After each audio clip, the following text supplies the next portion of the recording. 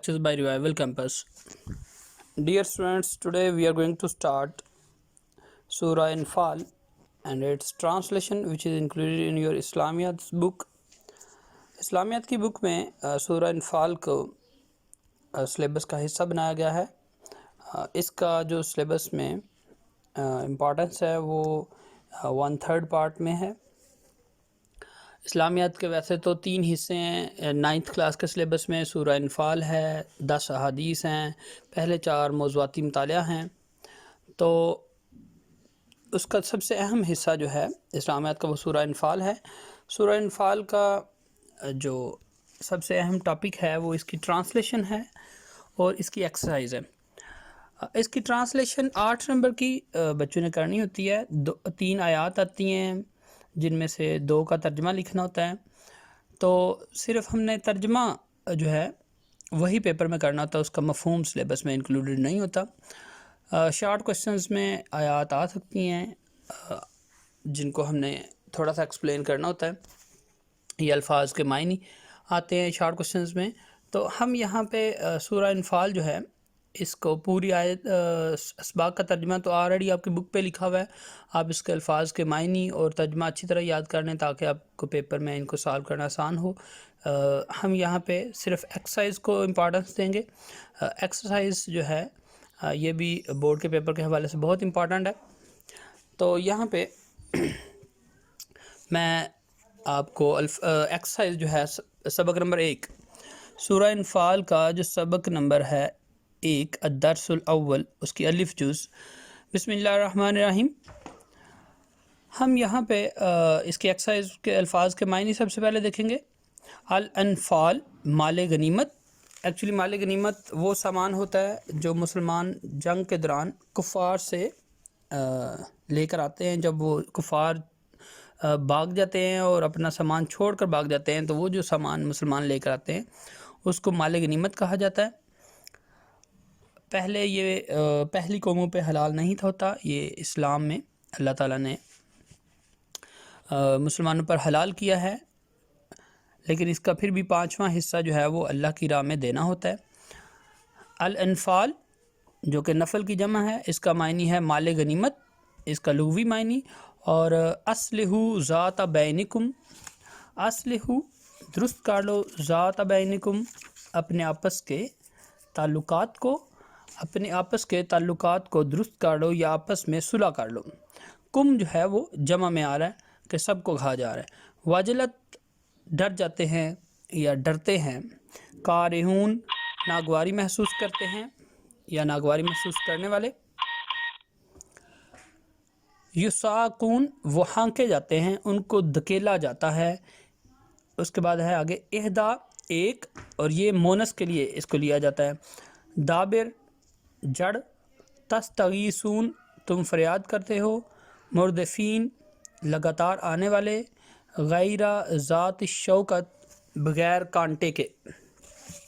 غیر ذات الشوکت بغیر کانٹے کے. اور غیر ذات شوکت کا ایک مطلب بغیر اسلحے یا قوت کے، مطلب کہ بغیر کسی طاقت کے. اب ہم اس کے جو 2 سوالات ہیں، ویسے تو 3 سوالات دیے ہوئے ہیں لیکن 2 سوالات اردو میں ہیں جن کے جواب بھی آپ نے اردو میں ہی لکھنے ہیں. پہلا سوال ہے السوال الاول. اس سبق میں مومنوں کو کیا صفات بیان کی گئی ہیں؟ تو اس صورت میں اللہ تعالیٰ نے مومنوں کی مختلف صفات بیان کی ہیں، جن میں سے اللہ تعالیٰ نے سب سے پہلے یہاں پہ سٹارٹ میں بیان کیا ہے کہ جب ان مومنوں کے سامنے جب اللہ کا ذکر کیا جاتا ہے تو ان کے دل ڈر جاتے ہیں. اللہ کے ذکر سے ان کے دل ڈر جاتے ہیں. جب ان کو قرآن کی آیتیں پڑھ کر سنائی جاتی ہیں تو ان کا ایمان اور بڑھ جاتا ہے. اور اس کے علاوہ مومن اپنے رب پر بھروسہ رکھتے ہیں، وہ نماز قائم کرتے ہیں اور اللہ کے دیے ہوئے مال میں سے اللہ کی راہ میں خرچ کرتے ہیں. یہ پہلے سوال کا جواب ہے جو اللہ تعالیٰ نے اس میں مومنین کی صفات بیان کی ہیں. میں ایک دفعہ پھر سے ریوائز کروا دیتا ہوں. اس سبق میں مومنوں کی کیا صفات بیان کی گئی ہیں؟ اس میں سب سے پہلے جب ان کے سامنے مطلب کہ ان مومنوں کے سامنے اللہ کا ذکر کیا جاتا ہے تو ان کے دل ڈر جاتے ہیں، جب ان کو قرآن کی آیتیں پڑھ کر سنائی جاتی ہیں تو ان کا ایمان اور بڑھ جاتا ہے، مومنین اپنے رب پر بھروسہ کرتے ہیں، وہ نماز قائم کرتے ہیں، اللہ کے دیے ہوئے مال میں سے اس کی راہ میں خرچ کرتے ہیں۔ دوسرے سوال میں دو گروہوں سے کیا مراد ہے؟ یہاں پہ دو گروہوں کا ذکر اس رکوع میں ان آیات میں کیا گیا ہے، یہ سورہ انفال کی پہلی 10 آیات میں۔ یہاں پہ ان دو گروہ سے کیا مراد ہے؟ اصل میں دو گروہ مکہ کے تھے، جو کفار کے دو گروہ تھے۔ اس میں کفار کے دو گروہوں سے مراد ایک گروہ قریش مکہ کا تجارتی قافلہ جس کی قیادت ابو سفیان کر رہا تھا، اور دوسرا گروہ وہ تھا جو قریش مکہ کا لشکر تھا، جس کی قیادت جو تھی وہ ابو جہل کر رہا تھا، جس نے مسلمانوں پر جو کہ مدینہ کی طرف نکلا تھا مسلمانوں پر حملہ کرنے کے لیے، اور مسلمانوں کی ان کے ساتھ جنگ ہوئی تھی جس میں ان کو شکست ہوئی تھی۔ یہ تھا جی پہلے دونوں سوالوں کے جوابات۔ میں ایک دفعہ دوسرے سوال کا دو گروہوں سے کیا مراد ہے اس کو دوبارہ سے ریپیٹ کر دیتا ہوں۔ اس کا جواب دو گروہوں سے کیا مراد ہے، اس کا جواب تھا اس سے مراد کفار کے دو ایسے گروہ تھے کہ ایک گروہ جو قریش مکہ کا تجارتی قافلہ جس کی قیادت ابو سفیان کر رہا تھا وہ تھا، اور دوسرا گروہ تھا جس کی قیادت ابو جہل کر رہا تھا ایز اے سپہ سالار، اور یہ گروہ مکہ کا لشکر والا گروہ تھا جو مدینہ پر مسلمانوں پر حملہ کرنے کے لیے نکلا تھا، اور اس کا مقابلہ پھر مسلمانوں کے ساتھ ہوا تھا، اور اس میں ابو جہل قتل کر دیا گیا تھا اور کفار کو شکست ہوئی تھی۔ آگے جی ہمارے پاس اس کا سوال نمبر 3، مندرجہ ذیل عبارات کا مفہوم بیان کریں۔ فاتقوا اللہ واصلحوا ذات بینکم، مفہوم جو تھا وہ بھی اس کا بہت امپورٹنٹ ہے، لیکن پیپر میں صرف ترجمہ ہی آتا ہے۔ تو پہلے میں آپ کو یہ بتا دوں کہ اگر آپ نے ترجمہ لکھنا ہے تو اس کے لیے ان آیات کا ایک ایک لفظ کا معنی اگر آپ کو آتا ہوگا تب آپ بہترین اچھی طرح ترجمہ لکھ پائیں گے، ورنہ آپ کے ترجمے میں غلطی ہونے کے چانسز بہت زیادہ ہیں۔ تو فاتقوا اللہ مطلب کہ فاتقوا اللہ، فتح کا مطلب فا سے مراد پس، اتقو ڈر جاؤ یا ڈرو، اللہ سے، فاتقوا اللہ پس اللہ سے ڈرو، واصلحوا اور صلح کر لو، ذات بینکم اپنے آپس میں تعلقات کی، یا آپس کے تعلقات میں صلح رکھو، یا اپنے آپس کے تعلقات درست کر لو۔ جس کا ترجمہ ہم اس طرح بھی کر سکتے ہیں کہ تو اللہ سے ڈر جاؤ، یا پس اللہ سے ڈر جاؤ اور آپس میں صلح رکھو، یا پھر ہم یہ بھی کر سکتے ہیں پس اللہ سے ڈر جاؤ اور اپنے آپس کے تعلقات کو درست کر لو۔ یہ دونوں اس کے ترجمے ہو سکتے ہیں۔ اس عبارت کے مفہوم میں ہم مسلمانوں کو اللہ تعالیٰ تنبیہ کر رہے ہیں۔ اس عبارت میں مسلمانوں کو اللہ سے ڈرنے اور آپس میں صلح رکھنے کا حکم دیا گیا ہے۔ ایک سچے مسلمان کو صرف اللہ سے ہی ڈرنا چاہیے، اور دل میں اللہ کا خوف اور تمام برائیوں سے دور رہنا چاہیے، اور تمام مسلمانوں کے ساتھ اس کو اپنا بھائی چارے کا رشتہ قائم کرنا چاہیے، مسلمانوں کو آپس میں بھائی بن کر رہنا چاہیے، آپس میں خلوص، پیار، محبت اور امن و سکون سے رہنا چاہیے، مسلمانوں کو لڑائی جھگڑے سے اجتناب کرنا چاہیے، تبھی وہ ایک طاقتور قوم بن کر سامنے آئیں گے۔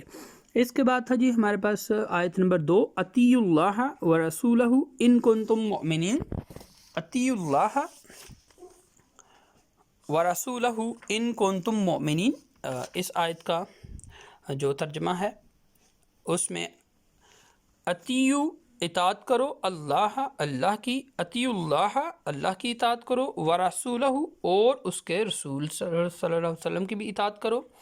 اطیعوا اللہ ورسولہ اطاعت کرو اللہ کی اور اس کے رسول کی، ان اگر کنتم تم ہو، یہاں پہ ان کنتم اگر تم ہو، مومنین مومن ایمان لانے والے لوگ۔ تو ہم اس کا ترجمہ اس طرح کریں گے، اگر ایمان رکھتے ہو تو اللہ اور اس کے رسول صلی اللہ علیہ وسلم کے حکم پر چلو۔ اطیعوا اللہ و رسولہ ان کنتم مؤمنین، اگر ایمان رکھتے ہو تو اللہ اور اس کے رسول کے حکم پر چلو، یہ اس کا ترجمہ تھا۔ اور اس کے مفہوم میں اللہ تعالیٰ مسلمانوں کو یہ ان کے اوپر لازمی قرار دے رہے ہیں کہ اگر تم لوگ سچے مسلمان ہو، اللہ پہ صحیح طرح پہ ایمان لانے والے ہو، تو اللہ اور اس کے رسول صلی اللہ علیہ وسلم کی اطاعت کو لازمی قرار دو۔ اللہ تعالیٰ نے اپنے رسول کے حکم کو ماننے کا جو مومنوں کو درجہ دیا ہے وہ یہ ہے کہ اگر انہوں نے اللہ اور اس کے رسول کی اطاعت کرنی ہے تبھی وہ صحیح طور پر ایمان والے ہوں گے۔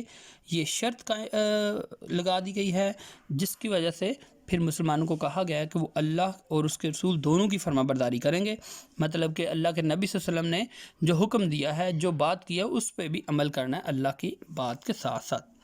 ان دونوں کی اطاعت و فرما برداری کے بغیر ایمان مکمل نہیں ہوگا۔ یہ تھی جی ہماری آیت نمبر 2 کا ترجمہ اور مفہوم۔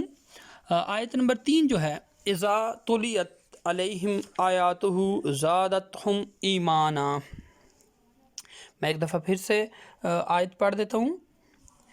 اذا تلیت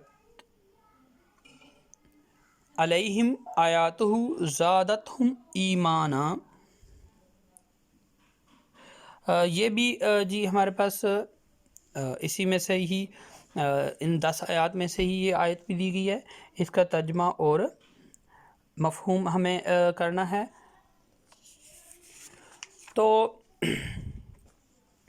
یہاں پہ اذا سے مراد جب، تولیت پڑھی جائیں، علیہم ان پر، آیاتہ اس کی آیتیں، مطلب کہ اللہ تعالیٰ کی آیتیں، جب ان پر اللہ کی آیتیں پڑھی جائیں، زادتہم تو زیادہ ہو جاتا ہے ان کا ایماناً ایمان، وعلا اور اوپر یا پر، ربہم ان کے رب، اپنے رب کی طرف سے، یتوکلون بھروسہ کرتے ہیں، وہ اپنے رب پر بھروسہ کرتے ہیں۔